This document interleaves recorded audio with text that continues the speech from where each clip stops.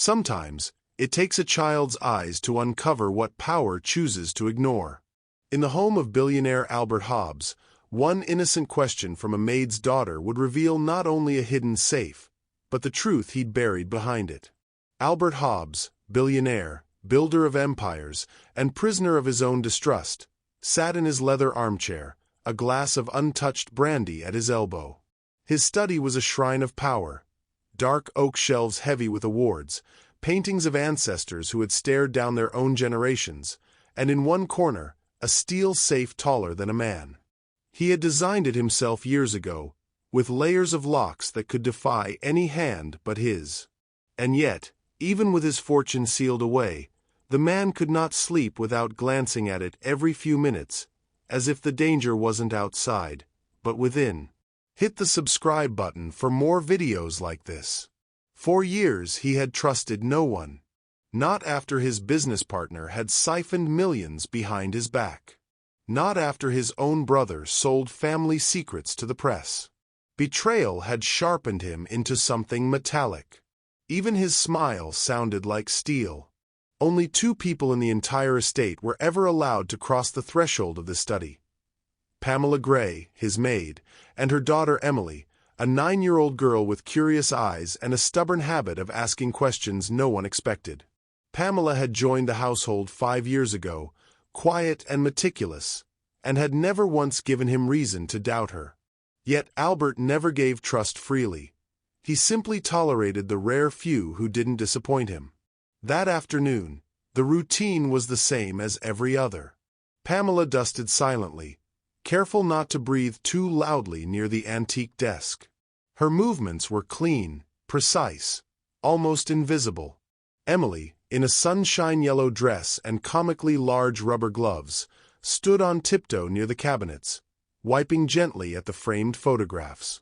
Her small hum filled the air like a cautious melody trying to wake the still room. Albert didn't look at them directly, but he watched. He always watched. He saw the discipline in Pamela's posture, the diligence in her daughter's tiny hands, the contrast between their humility and his marble wealth. He thought about how strange the world was, how innocence lived inside poverty while deceit often wore expensive suits. Then, just as he turned a page in his ledger, a quiet voice broke the silence. "Sir." He looked up. Emily was staring straight at the vault. "There's another one." Pamela stiffened instantly, her cloth freezing mid-air. "Emily, hush," she hissed. "Don't speak nonsense when Mr. Hobbs is working." Albert's brow furrowed. "Another what?" Emily shifted her weight, her small gloved hands folded nervously before her. "Another safe," she said softly. "Behind that big one. I saw it shining yesterday when the sun came through the window." Pamela's breath caught. "Emily, I told you not to wander in here when I'm not around." But Albert raised a hand. "Wait." The room went still again. The child's voice had no tremor of deceit, only certainty. He rose slowly, setting his ledger aside. "You saw something behind my vault?" Emily nodded. It was like a little door hiding behind the big one. Pamela's face turned pale. "Sir, please, she's just a child. She probably saw the reflection off the hinges." "Quiet," Albert said. Not unkindly, but with the weight of a man who had learned to listen to details. He crossed the room, his polished shoes whispering against the marble floor. The massive vault stood recessed into the wall, its door gleaming under the filtered light.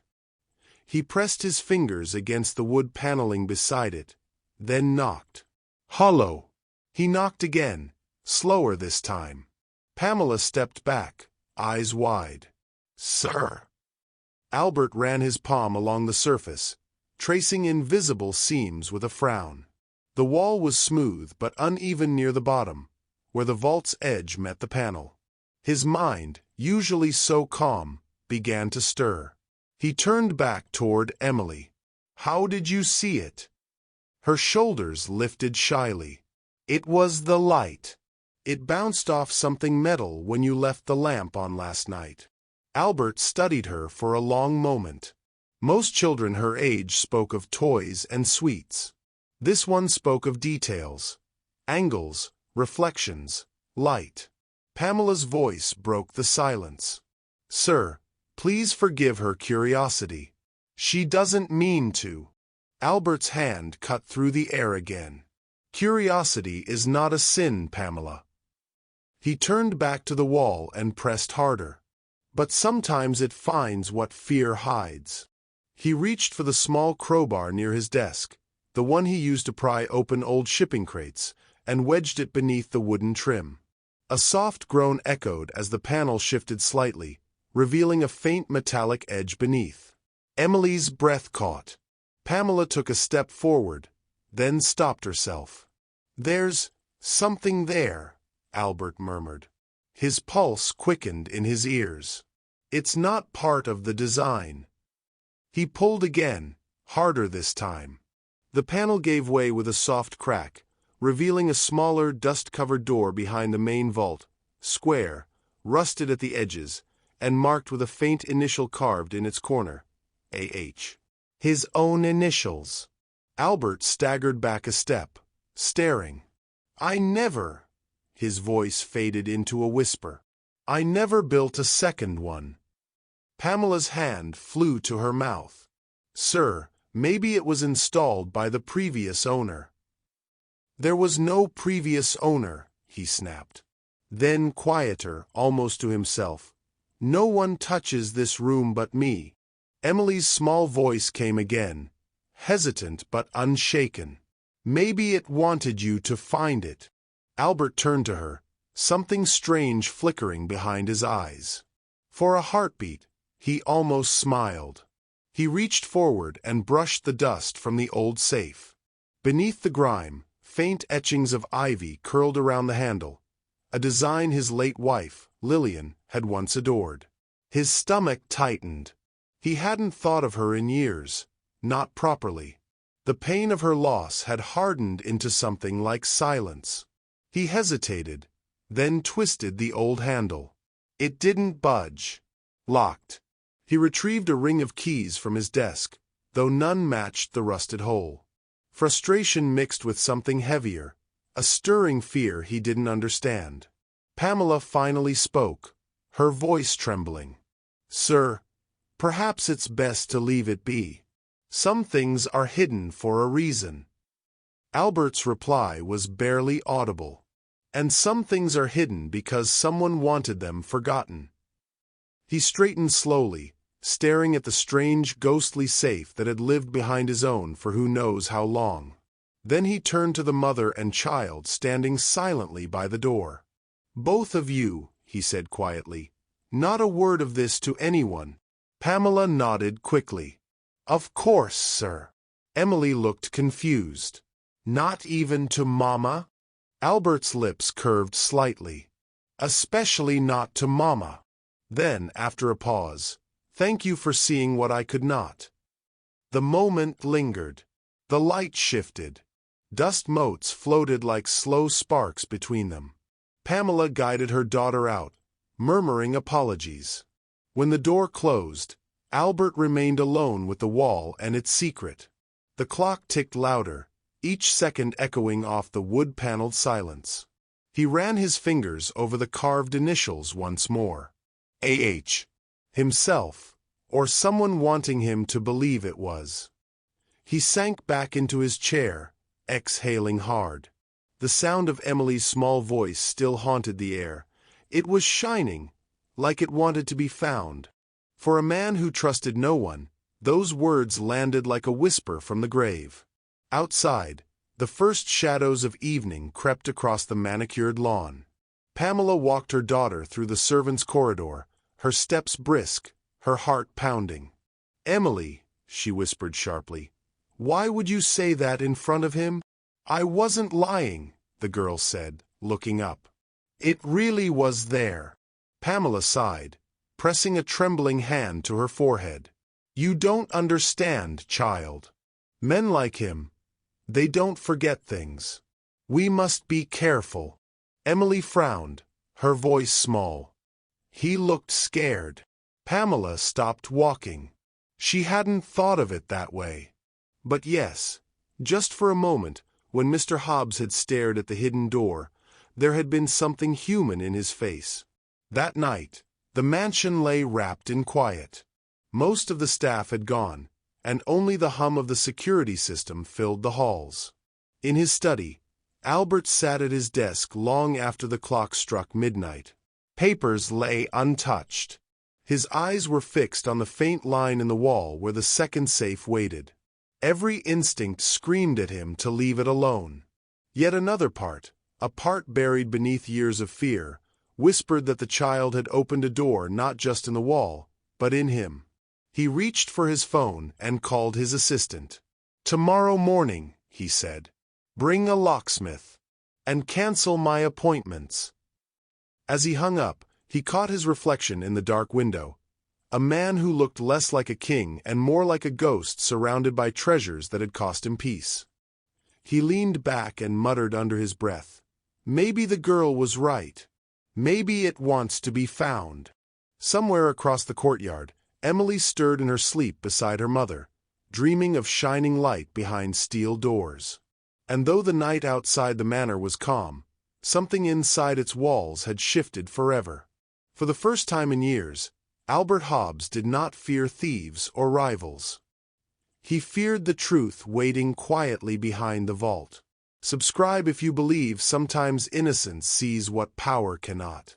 Morning came heavy and still, draped in a thin mist that clung to the marble walls of Hobbs Manor. Albert Hobbs hadn't slept. The hidden safe behind the vault had kept him awake all night, its silent presence pressing on his mind like an unanswered question. By the time dawn filtered through the tall windows of his study, his resolve had hardened into action. He tried to dismiss the thought at first. A trick of light, he told himself. A child's imagination. He even allowed a dry chuckle to slip out as he sipped his black coffee. Yet every time he looked toward that wall, he saw the faint seam running along the edge of the panel, proof that imagination had nothing to do with it.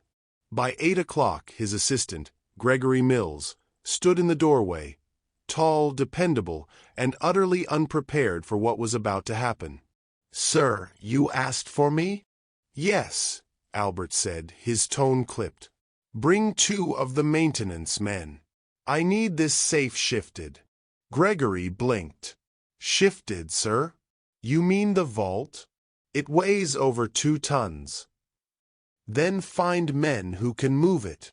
Albert's voice carried no room for argument. "Today." Within the hour, the study echoed with the hum of machinery and the scrape of metal rollers against marble. Pamela stood anxiously near the door, wringing her hands, her eyes darting between the men and her employer. Emily, barely able to contain her curiosity, watched wide-eyed as the workers strained to inch the massive steel vault away from the wall. The sound of grinding bolts filled the room. Dust fell in lazy spirals from the ceiling. Then, as the vault shifted by just a few inches, the shape behind it came into view, a smaller square of dull metal embedded in the wall. Emily gasped softly. "There it is," she whispered. Albert froze. Even though he'd been expecting it, the sight still struck him like a physical blow. Pamela grabbed her daughter's arm. "Emily, hush," she said under her breath. "Don't speak." The men finished their work and stepped aside. The smaller safe stood revealed at last. Old, corroded at the corners, its keyhole rimmed with rust. The faint etching of ivy still curled around the border, almost invisible beneath the grime. Gregory wiped his hands.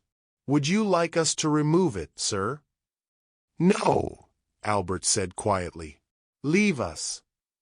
The men exchanged uneasy glances, then left the room, closing the heavy door behind them.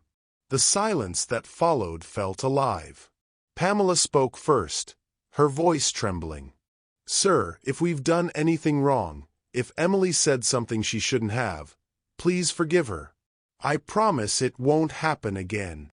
Albert ignored her apology, stepping closer to the wall. He crouched before the smaller safe, brushing away the dust with his handkerchief. "You saw this, didn't you?" he asked, not turning around. Emily nodded slowly. "Yes, sir." He glanced over his shoulder, his eyes softer than before. "You were right." The girl smiled shyly. Pamela's worry only deepened. "Sir," she began, "maybe it's dangerous to open something that's been sealed for so long. What if it's part of—" But Albert wasn't listening. His hand traced the faint carvings again, following the shapes that looked like vines and flowers. A design he knew too well. Lillian's favorite. For a moment the world narrowed to that single realization. His breath caught in his throat. He straightened abruptly. "I need a crowbar." Pamela stepped forward. "Sir, please." "Now." She hesitated, then fetched it from beside his desk where it leaned, still smeared with dust from the previous day. Albert took it without a word and wedged it under the small lip of the rusted handle. Metal groaned in protest as he forced it open. Rust cracked. A puff of stale air escaped like a sigh from the past. Inside lay a stack of weathered envelopes, a small silver locket, and a key coated in rust. The faint scent of lavender clung to the papers, a ghost of something gentle from another life. Pamela gasped. Emily leaned forward, but her mother's hand caught her shoulder. Albert reached in with trembling fingers. His heart thudded against his ribs. The first envelope was yellowed and soft with age, addressed simply in cursive, "To A.H., with all my heart, Lillian." His late wife. For a long while he could only stare at her name. His fingers moved to the next envelope. This one was marked differently, in firm block letters. "Confidential. Do not trust Clayton." The words struck like ice through his chest. He dropped into his chair, the envelope clutched in his hand. The sound of his breathing filled the room, unsteady, fragile. He tore the flap open. Inside were several folded sheets, Lillian's handwriting curling across the page. "Albert," the letter began, "if you are reading this, something has gone wrong." He read on, his eyes devouring the words. She spoke of numbers that didn't add up in their company ledgers, of hidden accounts linked to his partner, Clayton Reeves. She warned him that someone close was shifting assets in secret. Her last paragraph ended abruptly, mid-sentence. "You must not sign the merger until—" And then nothing. Just an ink blot trailing off the page. Albert's throat tightened. His mind reeled backward to the night Lillian had died, the car crash on a wet road outside the city, the call that had shattered the house, the silence that followed. They'd called it an accident. No foul play. But now, with her words in his hands, he felt the ground tilt beneath him. Pamela broke the quiet, her voice cautious. "Sir, are you all right?" He didn't answer. He couldn't. The room felt smaller, the walls closing in. He read the letter again, then again, as if repetition might bring her back to finish that last line. When he finally looked up, his eyes were wet and distant. "She knew," he murmured. "She tried to warn me." Pamela stepped closer, concern etched across her face. "Maybe it's a misunderstanding. Old papers, nothing more." Albert turned sharply. "Nothing more. My wife died before she could tell me this. You call that nothing?" Pamela flinched but said nothing. Emily's small voice filled the silence. "Sir," she whispered, "maybe she wanted you to find it. That's why it was hiding." Her words cut through the air like light through fog. Albert stared at her, the innocence in her face almost unbearable. "Maybe," he said softly, "maybe she did." He leaned back, clutching the letter to his chest. The world outside the window seemed too bright, too distant. The locket lay open on the desk beside him, a tiny photograph inside, Lillian's face, smiling softly, frozen in a moment before the lies, before the fear. Pamela looked at her daughter, then at the man before them. Something in her instincts whispered that they had stepped into a place they did not belong. She wanted to take Emily's hand and leave before whatever this was consumed them too. "Come, Emily," she said quietly. But Albert's voice stopped her at the door. "Thank you, Pamela. And you, Emily. You've both done more than you know." Pamela hesitated, unsure whether it was gratitude or warning in his tone. She gave a small bow and left, guiding her daughter gently by the hand. When the door clicked shut, Albert was alone again. The letters lay spread before him like open wounds. He reached for the envelope marked confidential and traced the edges with his thumb, feeling the weight of the truth pressing in. Clayton Reeves, his oldest friend, his partner, his brother in everything but blood. They had built their empire together. Clayton had stood by him through Lillian's funeral, through the lawsuits and the long nights of rebuilding. To imagine deceit in that face was to imagine betrayal by his own reflection. Albert let out a slow, shuddering breath. The grandfather clock ticked behind him. Each chime sounded louder than the last. In his hand, the locket gleamed faintly under the morning sun, its hinge creaking as he closed it. He placed it beside the letter and whispered, "You tried to tell me, didn't you?" His voice cracked. The walls of his perfect world had begun to crumble, one hidden secret at a time. For the first time in years, Albert Hobbs felt fear, not of thieves, not of loss, but of truth. Subscribe if you've ever believed truth hides where innocence dares to look. Night folded over Hobbs Manor like a velvet curtain, and the silence that settled within its halls was almost sacred. In the dim glow of his desk lamp, Albert Hobbs sat hunched forward, elbows on his mahogany table, the letters spread out like ancient relics before him. The air was heavy with the scent of old paper and dust, and grief, freshly exhumed. The clock on the wall ticked softly. Midnight had long passed. Yet he couldn't stop reading. Lillian's handwriting, graceful and steady, seemed to breathe life across every curve of ink. "My dearest Albert, I don't know when you'll read this, or if you ever will. But something isn't right. The ledgers don't add up. Clayton insists it's a rounding error, but the discrepancies are deliberate. He's transferring assets into new shell accounts under false subsidiaries. I fear he's building something behind your back, something he never intends you to see." Albert's chest tightened. His eyes drifted to the window, to the faint reflection of his face in the glass. Older now, lonelier, a stranger to the man she once loved. He picked up another letter. The edges were brittle, the ink had begun to fade, but her voice was clear in every word. "If you're reading this, it means I've failed to confront him. He has men watching me, Albert. Not openly, they move in shadows, pretending loyalty. I've written to warn you, but I'm afraid you won't believe me. You trust him too much. I only hope this reaches you before it's too late." He swallowed hard. She was afraid. Lillian, who'd never feared anything. Not the press, not boardroom gossip, not even him when his temper flared. The thought of her writing this in secret, her hands trembling as she hid it away, burned through him. The next letter came without greeting, as if she'd been writing in haste. "I've found the proof, Albert. Everything is in the second account under the name Harland and Company.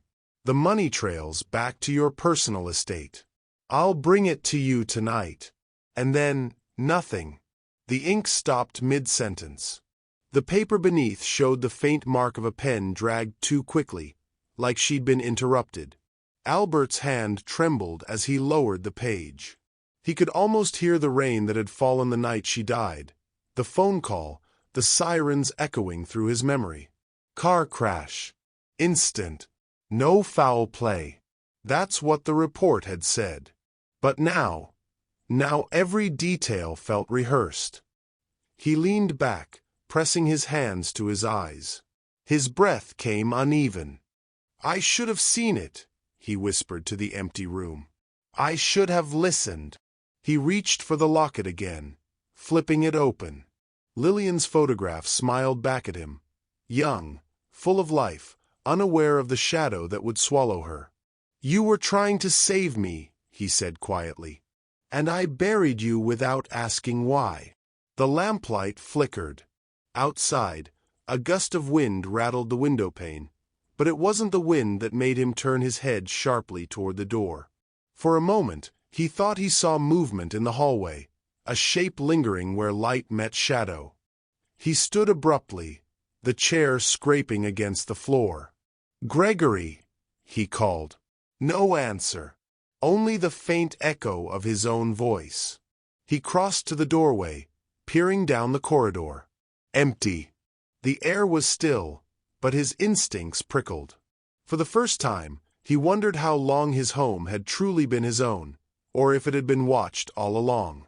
Back at the desk, he gathered the letters, folding them carefully, his mind a whirlwind of memory and rage. Clayton Reeves, his brother-in-arms, his partner for 30 years. The man who had stood at his wedding, who had spoken at Lillian's funeral, whose hand had rested on his shoulder as he wept. And all this time, betrayal. He slammed his fist onto the desk, the lamp rattling. "You took everything from me," he muttered. "My company, my wife, my peace." The sound startled even him. He stared at the trembling letters, the quiet aftermath of his outburst amplifying his shame. He sank back into the chair, covering his face. For a long moment, he just breathed, ragged, uneven breaths that carried years of repression. When dawn crept in through the tall windows, it found him still there, eyes bloodshot, suit wrinkled, the letters fanned before him like an accusation. Pamela knocked softly before entering. "Sir." Her voice was careful, respectful, but concerned. Albert looked up. He seemed older than yesterday, the weight of revelation dragging him down. She hesitated. "You didn't sleep?" He didn't answer right away. Finally, he said, "Do you believe in ghosts, Pamela?" The question caught her off guard. "Ghosts, sir." He gestured to the papers. "Because one has been sitting in this room all night. My wife's handwriting, her warnings. She saw everything, and I ignored her." Pamela stepped closer, her eyes flicking to the letters. "Sometimes the dead find ways to speak, sir. Maybe she wanted you to know when you were ready." Her words hit something deep in him. He gave a bitter smile. "Ready? I spent 10 years pretending not to feel anything. Now I can't breathe." Pamela didn't know what to say. There was nothing she could say. She turned to tidy the papers, but his hand shot out to stop her. "Don't touch them," he said sharply. She froze. He sighed, softening. "I'm sorry. It's just, these letters change everything." Pamela nodded faintly. She'd worked in his house long enough to recognize the danger signs, the look of a man beginning to unravel. She stepped back, giving him space. When she and Emily returned to their quarters later that morning, the child noticed the heaviness in her mother's silence. "Mama, is Mr. Hobbs angry?" Pamela shook her head. "No, sweetheart. Just lost." Emily frowned, thoughtful. "Maybe he needs a map." Pamela smiled weakly. "Maybe." Later that afternoon, while Pamela prepared tea for the staff, Emily wandered down the hallway carrying a folded piece of paper. She had seen the sadness in Mr. Hobbs's eyes, the way he looked like he was searching for something no one else could see. She tiptoed to the study door. It was open just a crack. Inside, Albert sat in his armchair again, head bowed, one hand gripping the locket. Emily slid the note under the door and ran back before he could see her. When Albert noticed it moments later, he bent down and picked it up. A small square of paper, lined, with uneven handwriting in purple ink. "Even hidden things want to be found." He stared at it for a long time. Simple, childlike, but it struck deeper than any of Lillian's carefully worded warnings. He looked toward the window, where sunlight spilled across the floor in thin golden bars, illuminating the dust motes that drifted like ghosts. For a moment, he almost imagined Lillian there, standing just beyond the light, smiling softly, as if to say, "Keep looking." But the spell broke as a faint sound rustled from the hall, like a footstep, too heavy to be Pamela's. He turned sharply, but again saw nothing. Still, he couldn't shake the feeling that he wasn't alone. That something, or someone, was watching. He folded Emily's note carefully, placed it atop the letters, and whispered, "Then I'll find it." Outside, the shadow at the end of the hall lingered a moment longer before retreating into the dark. Subscribe if you know betrayal can wear a friend's face. The next morning dawned bright and cold, sunlight spilling across the marble halls of Hobbs Manor like liquid gold. It should have been a peaceful morning, but as Albert Hobbs pushed open the door to his study, peace shattered into disbelief. He stopped mid-step. His breath caught in his throat. The wall behind his great steel vault was whole again. Smooth. Seamless. The faint crack in the plaster where the smaller safe had been, gone. No trace of dust. No screws. No opening. It was as though the second safe had never existed. For a heartbeat, he stood there frozen. Then his eyes darted to the desk. The letters. The photographs. The rusted key. All gone. "Impossible," he whispered. His pulse roared in his ears. He tore across the room, running his fingers along the wall, pressing against it, searching for that hollow sound Emily's words had revealed. Nothing. Solid. Cold. No. No, no, no. He slammed his fist against it, once, twice, until the pain shot up his arm. It was here. His voice echoed through the room, sharp and jagged. Within minutes, he'd summoned the entire security team. 4 men in black uniforms appeared at the door, their faces impassive, their stances rigid. "Who came in here last night?" Hobbs demanded. "Only the night shift guards, sir," replied one of them. "Routine patrols. No unauthorized entries." "Don't feed me that." He stepped closer, his fury barely contained. "You expect me to believe an entire safe vanished and none of you noticed?" The guard flinched. "Sir, we checked the cameras." "Show me." They hesitated. That single pause, that fraction of a second, told him more than any answer could. Albert's eyes narrowed.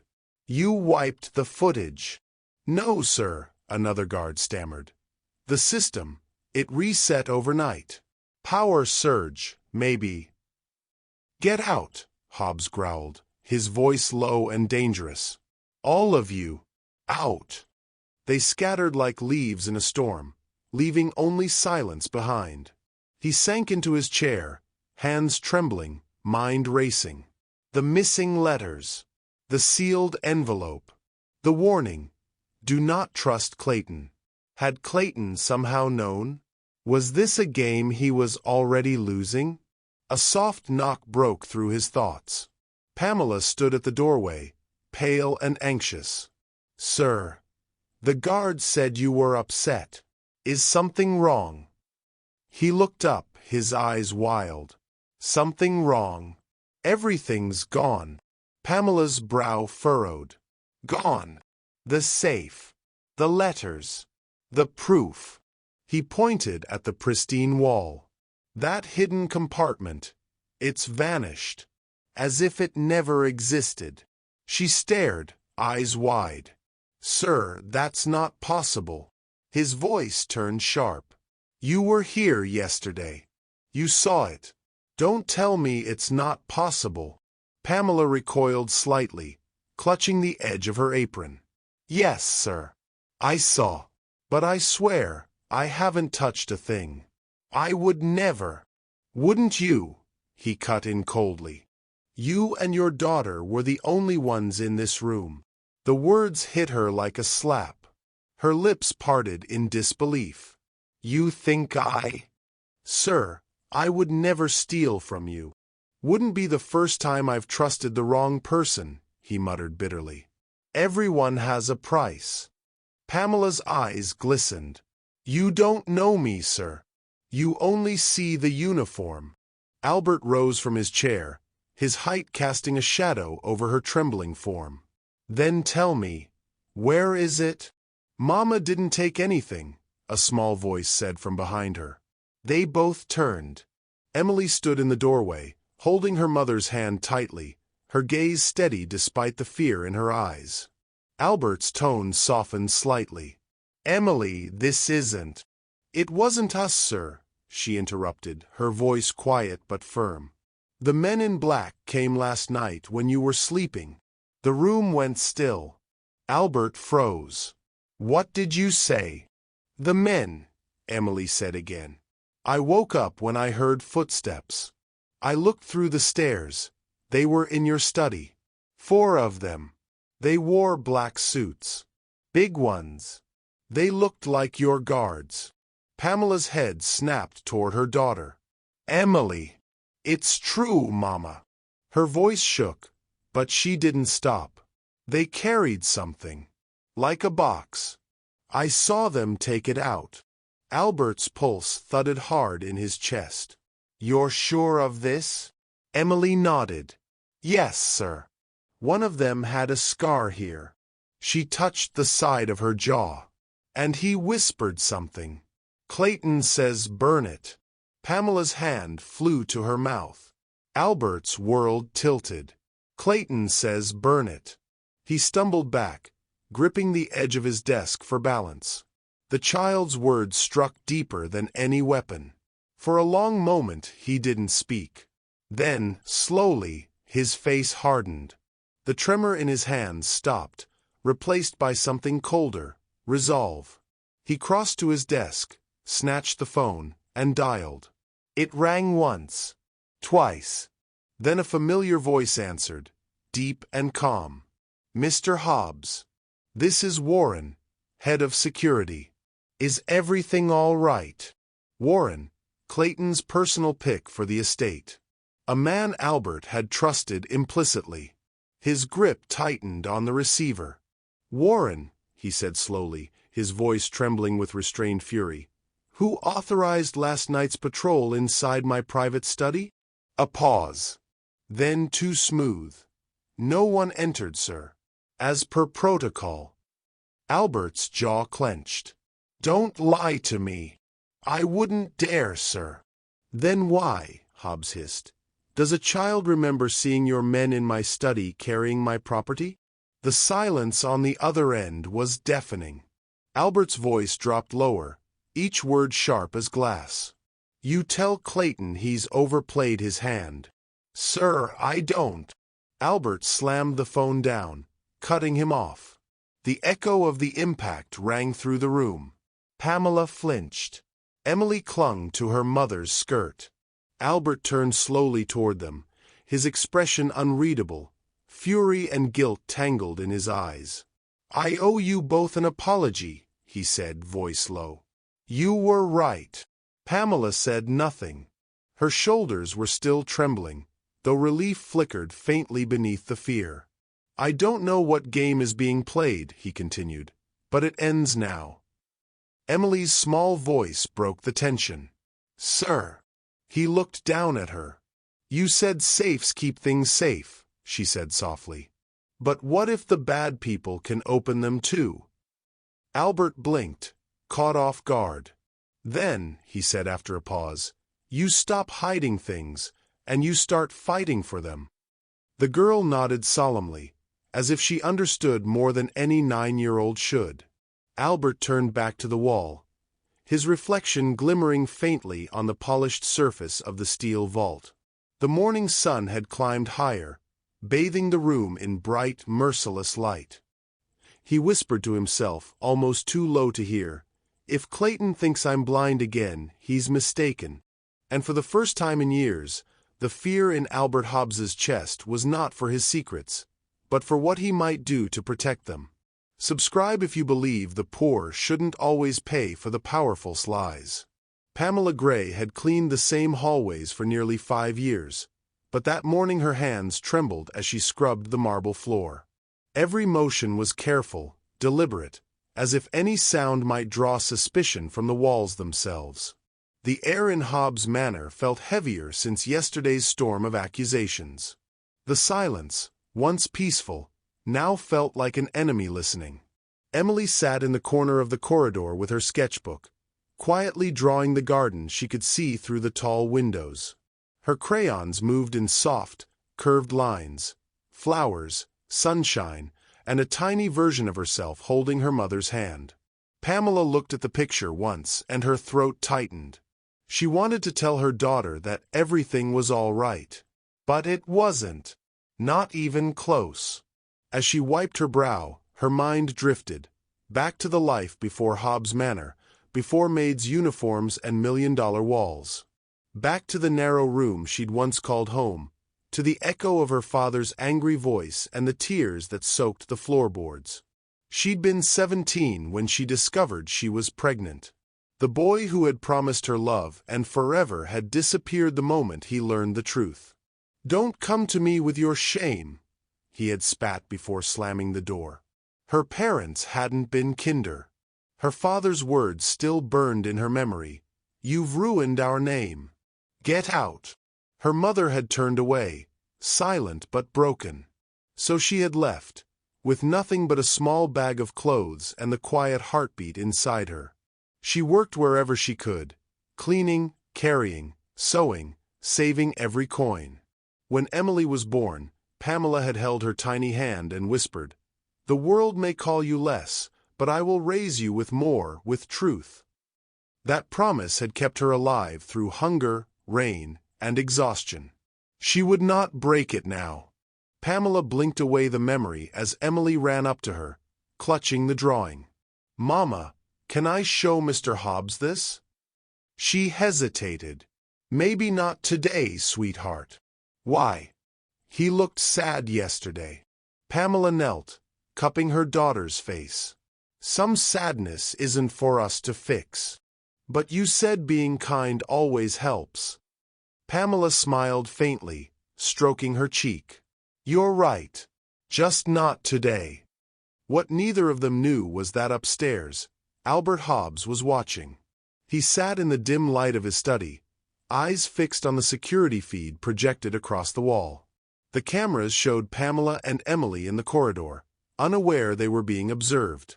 He zoomed in slightly, watching as Pamela brushed dust from her daughter's hair, her expression soft and weary.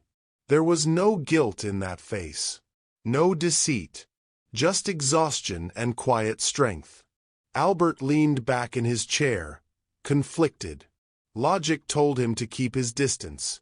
Suspicion was safer than trust. But something about the scene gnawed at him. He'd spent his life building systems that detected lies, contracts, alarms, cameras, codes. Yet the most truthful thing he'd seen in years was the tenderness between that mother and child. He turned off the screen, rubbing his temples. "Don't be a fool again," he told himself. Trust built empires. Trust destroyed them too. The knock on his door startled him. "Come in." The heavy door swung open, revealing Clayton Ward, tall, broad-shouldered, with that smooth smile Albert had once mistaken for loyalty. His tailored suit gleamed as though the man himself had never known worry. "Albert," Clayton greeted warmly, stepping forward with open arms. "You look terrible, old friend." Hobbs gave a dry chuckle. "I've had better weeks." Clayton placed a hand on his shoulder, the gesture practiced, almost paternal. "You've been overworking yourself again. I told you, let me handle the business side for a while." Albert's brow furrowed. "Handle what, exactly?" "The stress," Clayton said easily. "Security issues, staff problems. Whatever this nonsense about a missing safe was. People talk. Albert." And the last thing you need is rumors spreading that the great Hobbs has lost his mind. Albert's expression darkened. I didn't imagine it. Of course not. Clayton smiled thinly. Still, maybe it's time to rest. Take a few days off. Let me keep things steady in your absence. Something in the way he said it, too casual, too measured, made Albert's chest tighten. He studied his friend carefully. Clayton's tone was kind, but his eyes were sharp, searching. Tell me, Albert said slowly, what would you do if you discovered someone close to you had been lying for years? Clayton laughed softly. I'd pour them a drink and ask why. Then I'd decide whether to forgive them. Even if the lie cost you everything? Clayton met his gaze steadily. Especially then. You can't undo betrayal, Albert. Only bury it. Albert's jaw clenched. You speak as if from experience. Clayton's smile didn't falter. We've all been burned before. Haven't we? There was silence. The air between them pulsed with something unspoken, a history neither wanted to name. Finally, Clayton straightened, adjusting his cufflinks. You should get some rest. I'll make sure nothing else vanishes. Albert forced a nod. Yes, do that. As the door closed behind him, Hobbs felt a shiver run down his spine. Something in Clayton's visit had been too convenient, too rehearsed. He didn't need more proof. He needed a plan. Downstairs, Pamela had just finished putting away her cleaning supplies when she heard voices echoing faintly from the upper hall. Clayton's smooth baritone and Mr. Hobbs's restrained edge. She didn't mean to listen. But as she passed beneath the grand staircase, a phrase drifted through the half-open study door. You can't undo betrayal. Only bury it. Her hand froze on the railing. Another line followed, quieter, but sharp enough to chill her blood. Everything that woman found, it was meant to stay hidden. Pamela's heart skipped. The letters. He knows about the letters. She pressed herself closer to the wall, trying not to breathe. Her instincts screamed danger. When footsteps approached, she darted back into the hallway, feigning her work, but her pulse pounded in her ears. Moments later, Clayton descended the stairs, phone pressed to his ear. His voice was low, but she caught fragments. Handle the files. No trace left. Her grip tightened on the broom until her knuckles turned white. Emily came running up with her drawing again. Mama, I finished it, she said, beaming. It's the house, look. Pamela forced a smile. That's beautiful, my love. But her eyes flicked to the staircase, the place where secrets whispered and danger breathed. She knew now what kind of storm they were caught in. And for the first time, she wasn't just afraid for her job. She was afraid for their lives. Upstairs, Albert stood by the window, staring down at the courtyard where Clayton's car pulled away. His reflection in the glass looked older than he remembered, worn by truth and time. Bury it, he whispered, repeating Clayton's words. Not this time. Outside, the wind rose, rustling through the garden trees, carrying with it the faint sound of a child's laughter, fragile, fleeting, and real. He turned away from the window, a new resolve in his chest. Whatever game Clayton was playing, he wasn't going to lose again. Not to deceit. Not to fear. Not when two honest souls under his roof had already proven that integrity still existed in a world built on lies. Subscribe if you think honesty still matters in a world of power and deceit. The house was quiet again, that deceptive kind of quiet that feels alive, as though the walls themselves were listening. The sun had long sunk behind the gardens, leaving Hobbs Manor draped in the silver-gray hue of dusk. But Albert Hobbs wasn't resting. He sat at his desk, turning the rusted key from the hidden safe over and over in his fingers. The metal was cool and heavy, its edges worn from years unseen. Beside it lay the single photograph he'd recovered before everything vanished. His late wife, Lillian, smiling beneath a spring tree, sunlight caught in her hair. Her smile haunted him. He remembered her voice, soft, earnest, believing in the goodness of people even when the world gave her reasons not to. Lillian had always been the opposite of him, trusting where he was guarded, kind where he was calculating. And maybe that was why she had died believing a lie. Albert exhaled shakily and set the key down. The faint reflection of her picture glimmered in the desk's glass surface. "You saw what I couldn't," he murmured. "And it cost you everything." The memory came uninvited, the night of her death. Rain. Sirens. Clayton's hand on his shoulder, telling him it was an accident. The grief. The whiskey. The relief he felt when Clayton promised to handle her estate. "Leave it to me, old friend," Clayton had said. "You're too broken to think straight." And Albert, foolish in his grief, had let him. Now he knew that was the night everything began to rot. He stood abruptly, pushing the chair back. His decision came sharp and clean. He was done mourning. It was time to act. By morning, the plan had taken shape. He called his assistant into the study, gave brief instructions about a supposed urgent business trip, and announced that he'd be gone for several days. The staff, startled but obedient, began their routine preparations. Pamela heard the announcement while ironing curtains in the hall. Emily's face fell. "He's leaving," she whispered. "Yes," Pamela said softly, though a flicker of unease stirred in her. "Maybe that's for the best. The house needs quiet again." But Albert wasn't leaving. By late afternoon, the car that carried his luggage rolled through the front gates, driven not by him but by one of his security doubles. The staff believed their employer was on his way to the airport. In truth, Albert had retreated to the one place no one but he could enter, the underground surveillance room beneath his estate. The space was stark. White walls, dozens of monitors glowing with the live feeds of every camera in the mansion. The air hummed faintly with electricity. Albert lowered himself into the chair, his face hard and unreadable.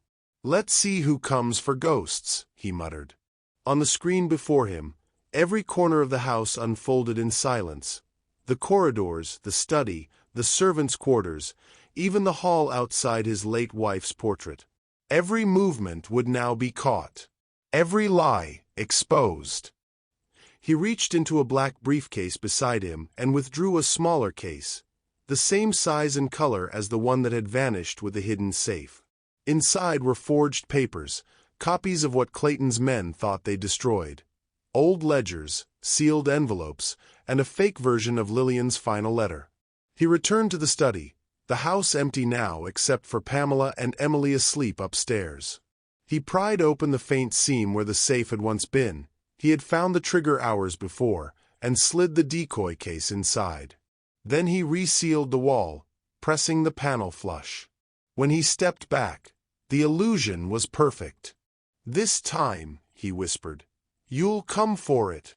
Upstairs, in the small servants' quarters, Emily tossed in her sleep. Her small frame twisted beneath the thin blanket, her voice whimpering faintly. Pamela sat up immediately. "Shoo, baby. What is it?" Emily's eyes blinked open, glassy with tears. "Mama, the men are back. I saw them in my dream. They were opening the wall again." Pamela stroked her daughter's hair, her own heart tightening. "It's all right, my love. It's just a dream." "But it felt real," Emily whispered. They were whispering about the lady in the picture. Pamela stilled. "What did they say?" Emily looked at her with sleepy eyes. "They said she tried to tell him the truth, but he didn't want to hear it." Pamela's throat constricted. She pulled the girl close. "Sometimes," she said softly, "truth hides until it's ready to speak. And when it does, no one can silence it." Emily nodded, her breathing slowing again as she drifted back into dreams. Pamela sat awake long after, staring at the ceiling. Something in her daughter's words echoed too deeply to dismiss. Midnight. In the surveillance room, one of the motion sensors blinked red. Albert leaned forward, eyes narrowing. Camera 4, the study. A dark figure slipped through the door, moving with quiet, trained precision. The man wore black tactical gear, a mask covering his face. He moved directly to the far wall, the exact spot where the hidden safe had once been. Albert's pulse thundered.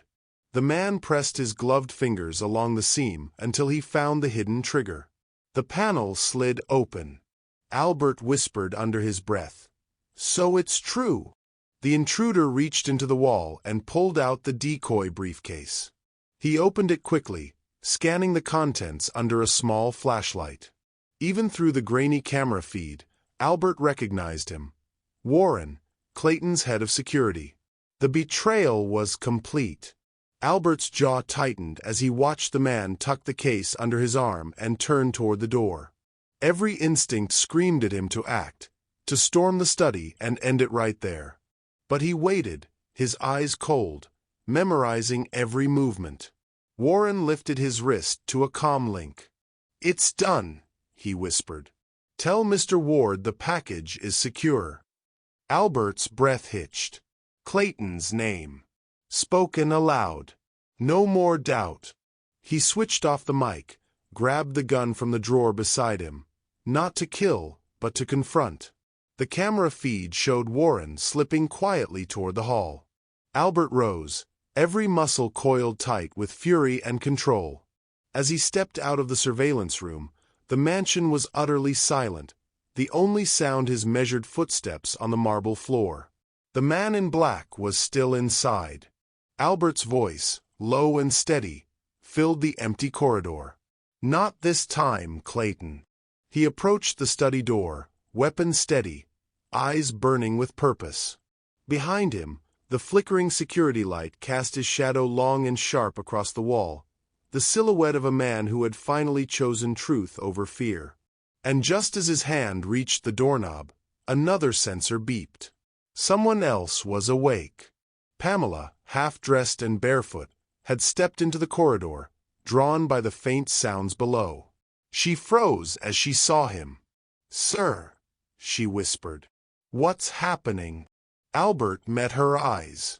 "Go back to your room, Pamela." "Is it him?" she asked softly. He didn't answer. Then, with a breath that trembled but didn't break, he turned the handle and disappeared into the dark. Subscribe if you believe truth always finds its way out, no matter who hides it. The study door burst open with a thunderous crack. The intruder froze, the briefcase still in his hands, light from the hallway slicing across his black mask. Behind him, the towering figure of Albert Hobbs filled the doorway, eyes blazing, jaw clenched. "Don't move," Albert said, his voice low and dangerous.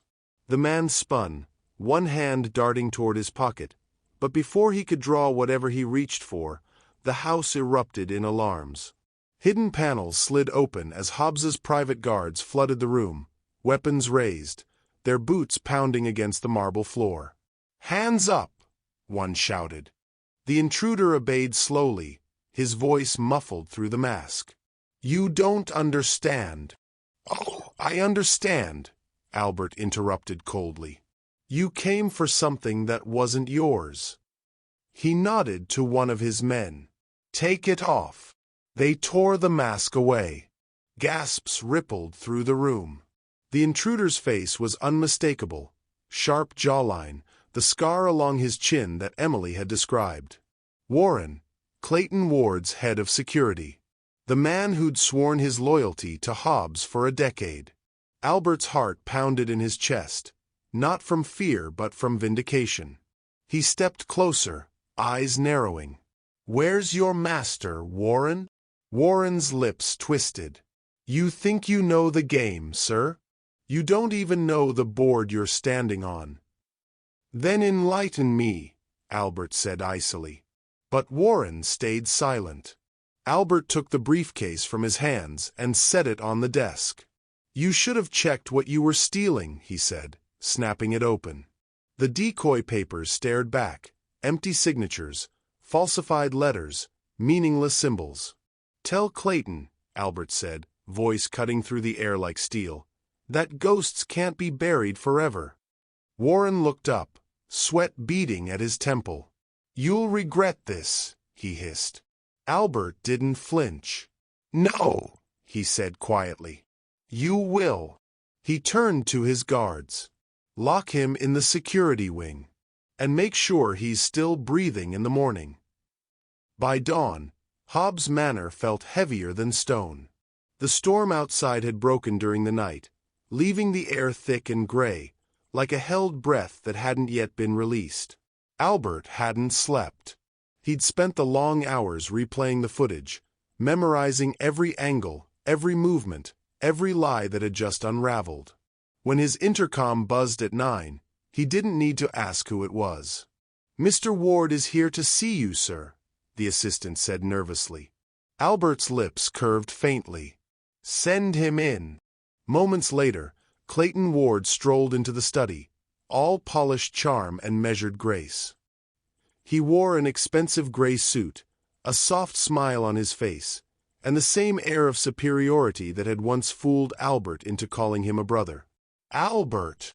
Clayton spread his arms as if nothing were amiss. "You look like hell. Did the insomnia return?" Albert regarded him coolly. "Something like that." Clayton walked toward the desk, glancing casually around the room. "I heard there was some incident last night. Break-in, maybe?" "I came as soon as I heard." "You all right?" Albert leaned back in his chair, eyes never leaving him. "Very thoughtful of you." "Of course." Clayton smiled. "Wouldn't want my oldest friend getting hurt over some petty thief." Albert's hand tapped the desk once, a small, sharp sound. "You're right. Petty thieves don't concern me." Clayton chuckled lightly. "Good. You've got more important things to worry about." Albert rose slowly, his height and silence filling the room like thunder waiting to strike. "I agree," he said softly. "Which is why I called you here." Clayton's brow furrowed slightly. "Me?" "Yes." Albert pressed a button on the remote beside his desk. The large digital screen on the wall flickered to life. For a moment, only static filled the air. Then, the footage began to play. The study, midnight. A masked man slipping through the door. The wall opening. The briefcase being taken. Every second, every detail, captured in crisp clarity. Clayton's smile faltered. Albert spoke quietly, his words precise. "Recognize him?" Clayton forced a laugh. "Can't say I do." Albert froze the frame, Warren's face exposed beneath the mask. Clayton's voice caught. That's impossible. Warren wouldn't." Albert turned toward him. "He did. And he said a name before I stopped him." Clayton's throat bobbed. "What name?" "Yours." The silence that followed was so thick it felt physical. Even the ticking of the antique clock seemed to pause. Albert's voice rose, calm but unyielding. "You sent him to erase my wife's truth. You had her killed when she discovered your theft, and you've spent years covering it up." Clayton shook his head rapidly, panic flashing in his eyes. "Albert, listen to yourself. You're chasing ghosts. Those letters, they were forgeries. You're letting grief twist." Albert slammed his fist onto the desk. "Stop lying." The sound reverberated through the study. Pamela, who had been waiting in the hall, flinched. Emily's small hand tightened around her mother's. "Come in," Albert called, his tone firm but steady. The door opened. Pamela and Emily stepped inside, hesitant but composed. Clayton blinked in confusion. "What is this?" "Witnesses," Albert said simply. He faced Pamela. You were here when Emily found the safe. You saw what was inside. Pamela nodded slowly. Yes, sir. And Emily, he said, softening. You remember what the letter said, don't you? The girl looked at him, then at Clayton. It said not to trust him, she whispered. Clayton's face turned pale. You're going to believe a child's fantasy? Albert turned the screen toward him, the footage still frozen on Warren's face. I'm not believing her, Clayton. I'm believing evidence. Clayton backed away, stammering. Albert, please.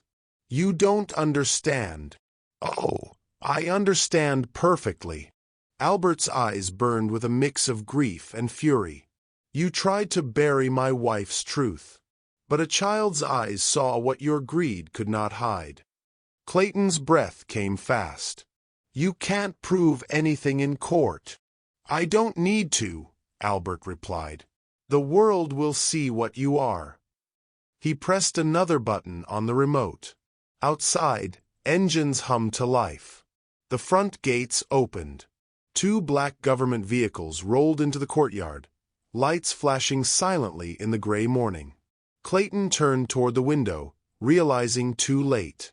Albert, what have you done? Albert's voice was almost gentle. Something I should have done years ago. 2 officers entered, stepping past Pamela and Emily. Mr. Clayton Ward, you're under arrest for conspiracy, embezzlement, and obstruction of justice. Clayton struggled as the cuffs clicked around his wrists. You'll regret this. You think they're on your side? You think truth matters to them? Albert met his gaze, unblinking. It matters to me. As the officers dragged him away, Pamela reached out instinctively, pulling Emily close. The girl buried her face against her mother's chest, shielding her eyes from the sight. Clayton's voice echoed down the hall. You'll lose everything, Hobbs. Everything. Albert stood motionless until the sound of the engines faded into silence. Then, slowly, he turned toward Pamela and Emily. The weight that had shadowed him for years seemed to lift, if only a little. It's over, he said softly. Pamela nodded, though tears shimmered in her eyes. It's never truly over, sir. But it's a start. He looked down at Emily, her small face pressed into her mother's shoulder, and felt something stir inside him, something he thought long dead. Peace. For the first time since Lillian's death, the air in Hobbs Manor felt breathable again. Subscribe if you believe justice should never depend on wealth. The morning after Clayton's arrest came with a strange kind of silence. Not heavy, not haunted, but still tender, like the hush after a long storm. The sky above Hobbs Manor glowed pale gold, and the garden leaves glittered from last night's rain. Inside, the house felt different. The air carried no tension, no suspicion humming beneath the walls. Yet, beneath that peace, a quiet sorrow lingered, the ache that follows truth finally spoken. Albert Hobbs sat alone in his study, the same room that had once been a prison of distrust. The massive safe still stood in the corner, its door closed, the steel now reflecting the soft light instead of cold fear. On his desk lay a small folded piece of paper, Emily's note. He unfolded it carefully, his tired eyes scanning the uneven handwriting. Even hidden things want to be found. He smiled faintly, though tears welled at the corners of his eyes. You were right, little one, he murmured. You found more than any man ever could. His fingers traced the child's words as if they held the power to forgive him for all he had once believed. The guilt came in waves. Guilt for doubting Pamela, for suspecting her of theft, for letting his paranoia drive kindness out of his home. He looked around the study, a room that had witnessed deceit, discovery, and redemption, and realized it felt smaller now. Or maybe he had finally stopped hiding behind its walls. He stood, slipped the note into his breast pocket, and walked through the hallway toward the servants' wing. The corridor was filled with quiet motion, maids dusting picture frames, gardener's boots tapping faintly on the marble outside. But as he approached Pamela's quarters, a different kind of movement caught his eye. The door was open. Inside, Pamela was folding clothes into a small suitcase. Emily sat beside her, hugging a worn teddy bear, her eyes red from crying. Albert paused in the doorway. "You're leaving." Pamela froze. Her hands trembled over a folded blouse. "Yes, sir. We thought it was time." "Time?" He stepped closer. "To go where?" Pamela turned to face him. There was no bitterness in her voice, only calm resignation. "Anywhere else, sir. My daughter has seen too much, too many shadows in this house. She deserves somewhere with light." Albert's chest tightened. "You think there's no light left here?" Pamela smiled faintly. "There is. But not for us." She glanced around the small room, the place that had been both shelter and reminder of her place in his world. "We've been guests in a storm, Mr. Hobbs. The storm has passed. It's time we leave before the clouds return." He hesitated. 4 years, he had been a man of control, every decision calculated, every emotion hidden. But at that moment, the walls around him cracked. "Pamela," he said softly, "the storm didn't pass because of time. It passed because of you." She blinked, startled. "Sir." He stepped closer, his voice low but steady. "You and your daughter brought something into this house I'd long forgotten existed. Honesty. When I doubted you, when I thought the worst of you, you stood tall. You spoke the truth even when it cost you comfort. I don't think I've ever respected anyone more." Pamela swallowed hard, her eyes glistening. "Respect doesn't erase pain, sir." "No," he admitted. "It doesn't. But forgiveness might." She looked away, silent for a long moment. "Forgiveness." Albert nodded. "For me, not for what I did, but for what I failed to see. I let fear blind me. I let my wealth become a wall instead of a bridge." He took a deep breath. "You once said your daughter shouldn't live near storms. But Pamela, people like you are the calm after storms. You belong here, not as help, but as someone this house needs." Her brows furrowed, confusion softening into disbelief. "What are you saying?" Albert gave a small, sincere smile, the kind he hadn't worn in years. "I'm saying you're not my maid anymore." Pamela's hands fell to her sides. "Sir, I don't understand." "I want you to stay," he said gently. "But not as staff. As the head of household affairs. Someone I can trust to keep this home the way it should be, honest, disciplined, alive." Pamela's lips parted, but no words came. "And Emily," he added, glancing at the little girl who clutched her teddy bear tighter. "She deserves the best education money can buy.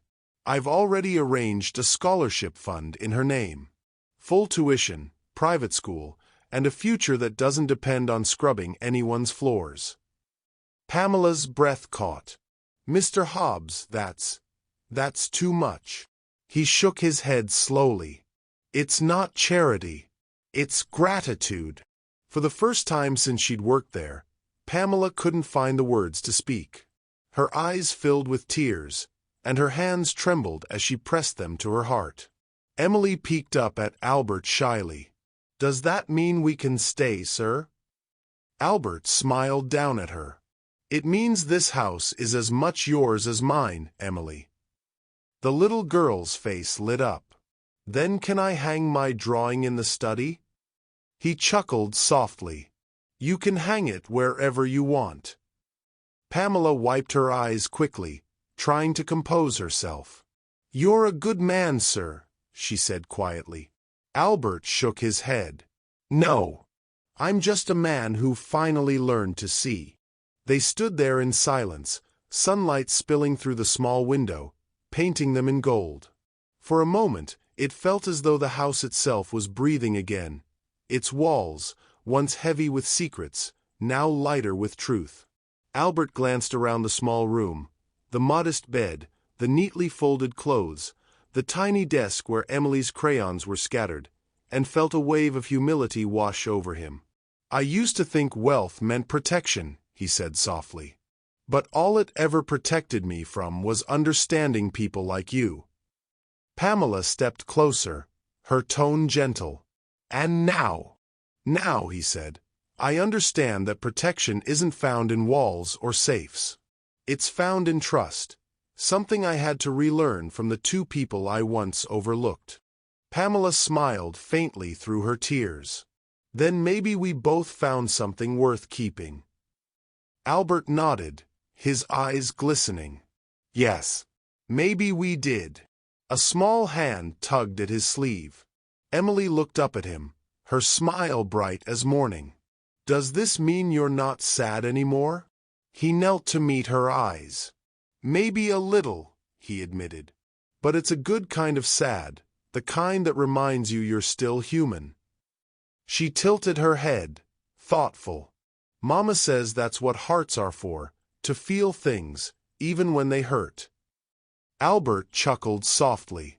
"Your mother's a very wise woman." Pamela met his gaze, warmth and respect passing between them, not as employer and servant, but as two people who had survived the same storm and learned to stand on the same ground. As Albert left their quarters, the echo of their laughter followed him down the corridor. For the first time in years, the sound didn't feel out of place in his mansion. He paused by the window overlooking the garden, where sunlight kissed the wet grass. The same garden where his wife used to stand. He whispered into the morning air, "Lillian, if you can see this, your truth didn't die with you." And for the first time, he felt her presence not as grief, but as peace. Subscribe if you believe forgiveness is the truest form of strength. Weeks drifted by like calm waves after a long storm. The heaviness that had once haunted Hobbs Manor had lifted, replaced by something gentler, something alive. The echoes of suspicion had quieted.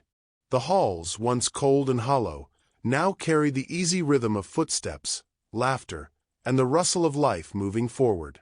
Emily Gray had started school at the prestigious Kingswood Academy. Every morning, a car came to collect her from the manor gates, and every afternoon, she came running back through them, her small satchel bouncing against her shoulder, her smile brighter than the polished marble floors she used to clean beside her mother. Pamela walked the mansion corridors with quiet confidence now, a woman transformed by grace and respect. She still wore the same humility, but it was no longer laced with fear. Her steps carried purpose, her head no longer bowed. The other staff greeted her differently too, some with admiration, others with the newfound respect that comes from seeing truth rewarded at last. Albert Hobbs often watched these moments from a distance. He'd stand by the landing, pretending to be reading his newspaper, but his eyes followed them, the mother and daughter who had changed his house, his life, and his heart. That morning, he sat in the study, sipping black coffee while sunlight painted gold across the floor. The room had been completely redone. The old heavy drapes were gone, replaced by pale linen that let in light. The once intimidating steel safe now gleamed behind glass shelves lined with family photographs and a few personal relics. It was no longer a vault of secrets. It was a room of memories. Albert rose from his chair, setting the cup aside. His footsteps carried him to the far wall, the wall that had once hidden the smaller, older safe, the one Emily had discovered. The wall now bore a faint outline of new paint, a mark of the past sealed beneath layers of peace. He ran his hand over the smooth surface, remembering that night, the child's voice, the hollow echo, the truth that came rushing out of metal and dust. The door creaked behind him. "Sir." He turned. Emily stood there, her school uniform crisp and her braids neatly tied with yellow ribbons. Her eyes, bright as ever, looked around the study. "Mama said you wanted to see me before class." Albert smiled softly. "I did." She walked closer, curious. You changed the room, she said. It looks happy now. He chuckled. That's one way to put it. Her gaze shifted to the wall he'd been touching. That's where it was, isn't it? The secret safe. Yes, he said, his voice low but calm. Right here. She tilted her head. Are you going to fix it? Make another one. He looked down at her, eyes crinkling with something like affection. No, Emily. Some safes aren't meant to be hidden anymore. Emily frowned slightly. Why? Because, he said, turning toward the main vault across the room, what matters most should be seen, not locked away. He walked to the vault and pressed his thumb against the biometric scanner. The door opened with a soft hiss, revealing not stacks of gold or bundles of cash, but framed letters, carefully preserved behind glass. Emily stepped closer, her small fingers tracing the edge of the display. Are these from the lady in the picture? Albert nodded. My wife, Lillian. She was very pretty, Emily said. She was, Albert agreed quietly. And very wise. She saw the truth before I did. Pamela appeared in the doorway, watching silently. She didn't speak, just listened, her heart full. Albert continued, his eyes on the letters. I used to think protecting my fortune was all that mattered. But the real treasure was something she left behind. Words, honesty, love. Things I lost because I didn't know how to trust them. Emily's eyes glimmered with childlike wonder. And now, he smiled faintly. Now I'm learning to keep what can't be stolen. She tilted her head again. Like what? He turned to her, his voice tender. Like truth, and kindness, and people who mean what they say. Emily grinned. Mama says you can't hide good things forever. They find their way out. Albert chuckled softly. She's right. He looked at Pamela, whose eyes met his, full of quiet gratitude and understanding. Your mother has taught me that sometimes, he said, the people we least expect are the ones who remind us what it means to be human. Pamela smiled faintly, brushing a tear before it could fall. I didn't teach you, sir, she said gently. You just started listening. He nodded, his chest tightening. Maybe so. A moment of silence passed. Warm, peaceful. Emily tugged on his sleeve. Sir. Yes, Emily? She hesitated, thoughtful. When you found the letters, were you scared? He thought for a moment. Yes, he said finally. But not because of what they said. I was scared of what they made me feel. Truth can do that. It breaks us before it fixes us. Emily nodded solemnly, as though she understood every word. Pamela placed a gentle hand on her daughter's shoulder. Time to go, sweetheart. Emily turned to leave, then paused. Sir. Yes. Will you come visit my school someday? I want to show you my classroom. Albert's lips curved. I'd like that very much. She smiled, waved, and skipped out of the room, her laughter echoing down the hallway like music that healed. Pamela lingered. You've changed this house, Mr. Hobbs, she said softly. He looked around. No, Pamela. You did. She shook her head, smiling. It's your home again. He nodded slowly. For the first time, maybe it truly is. As she turned to leave, he glanced once more at the vault. The glass shimmered in the morning light, illuminating Lillian's words.